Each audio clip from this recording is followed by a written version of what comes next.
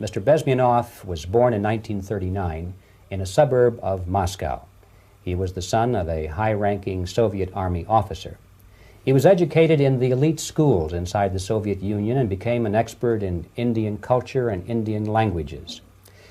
He had an outstanding career with Novosti, which was and still is, I should say, the press arm or the press agency of the Soviet Union. It turns out that this is also a front for the KGB. He escaped to the West in 1970 after becoming totally disgusted with the Soviet system, and he did this at great risk to his life. He certainly is one of the world's outstanding experts on the subject of Soviet propaganda and disinformation and active measures. Well, you spoke several times before about ideological subversion. That is a phrase that I'm afraid some Americans don't fully understand. When the Soviets use the phrase ideological subversion, what do they mean by it? Ideological subversion is the slow process which we call either ideological subversion or active measures, активные мероприятия in the language of the KGB, or psychological warfare.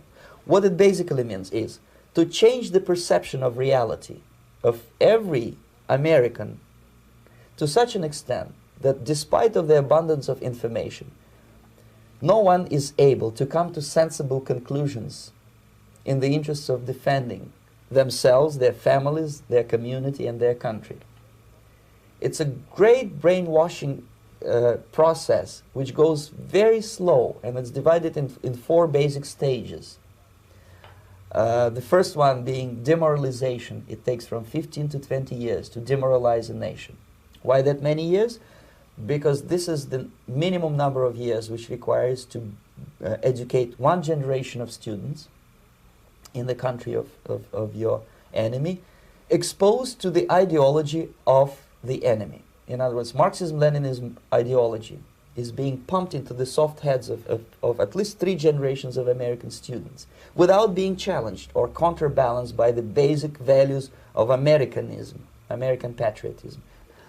The demoralization process in the United States is basically completed already. For the last 25 years, actually it's overfulfilled, because demoralization now reaches such areas where previously not even Comrade Andropov and all his experts would even dream of such a tremendous success. Most of it is done by Americans to Americans, thanks to lack of moral standards. As I mentioned before, exposure to true information does not matter anymore. A person who was demoralized is unable to assess true information. The facts tell nothing to him. Even if I shower him with information, with authentic proof, with documents, with pictures, even if I take him by force to the Soviet Union and show him concentration camp, he will refuse to believe it until he is going to receive a kick in his fat bottom.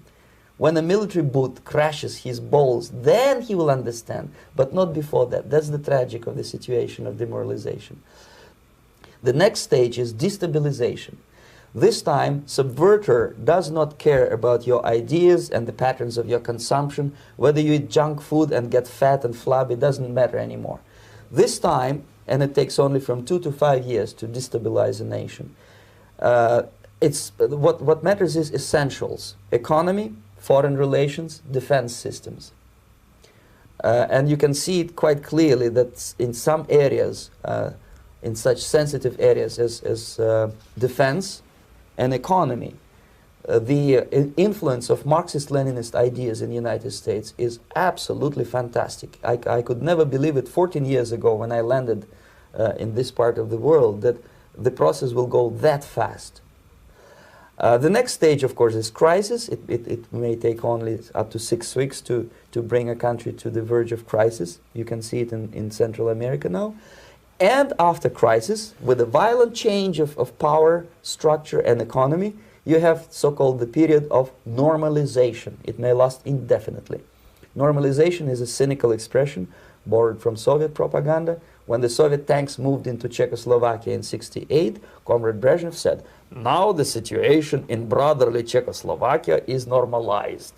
This is what will happen in the United States if you allow all these schmucks to bring the country to crisis, to promise people all kind of goodies and the paradise on earth, to destabilize your economy, to eliminate the principle of free market competition, and to put a big brother government in Washington, D.C., with benevolent dictators like Walter Mondale, who will promise lots of things, never mind whether the promises are fulfillable or not.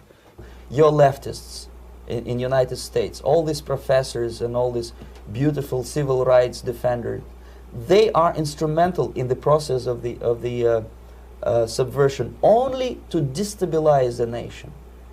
When their job is completed, they are not needed anymore. They know too much. Some of them, when they get disillusioned, when they see that Marxist-Leninists come to power, obviously they get offended. They think that they will come to power. That will never happen, of course. They will be lined up against the wall and shot. But they may turn into the most bitter enemies of Marxist-Leninists when they come to power. And that's what happened in Nicaragua. You remember most of these former Marxist-Leninists were either put to prison or one of them split, and now he's working against Sandinistas. It happened in Grenada when Maurice Bishop was already a Marxist. He was executed by a new Marxist who was more Marxist than this Marxist.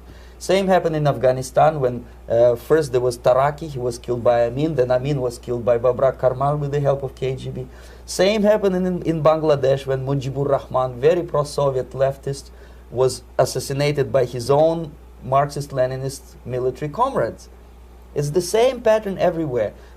The time bomb is ticking. With every second, the disaster